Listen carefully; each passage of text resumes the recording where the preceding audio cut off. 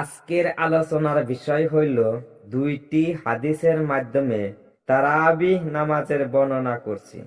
রমজান মাস আরম্ভ হওয়ার প্রথম রাত হতে মাস শেষ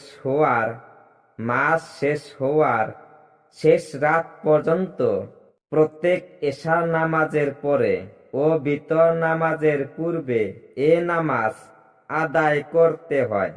এ নামাজ 20 রাকাত, 2 রাকাত করে 10 সালাম আদায় করতে হয়।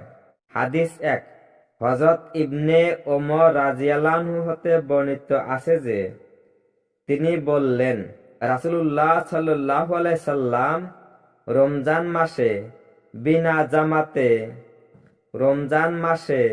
বিনা জামাতে একাকী 20 রাকাত তারাবির নামাজ আদায় করতেন। তারপর বিতর নামাজ পড়তেন।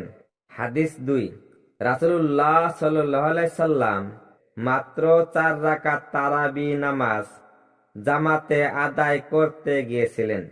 সাহাবীগণ জিজ্ঞাসা করিলেন, হুজুর, আপনি প্রত্যেক তারাবির জামাতে না যাওয়ার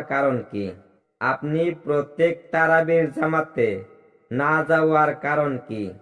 তখন মহানবী সাল্লাল্লাহু আলাইহি সাল্লাম উত্তর দিলেন, আমি প্রত্যেক তারাবি পড়লে তোমাদের উপর এ নামাজ ফরজ হয়ে যাবে। এ ভয়ে আমি প্রত্যেক জামাতে হাজির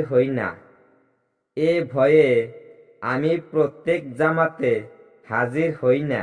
তারাবি নামাজ এখন তোমাদের উপর সুন্নতে মুআক্কাদা।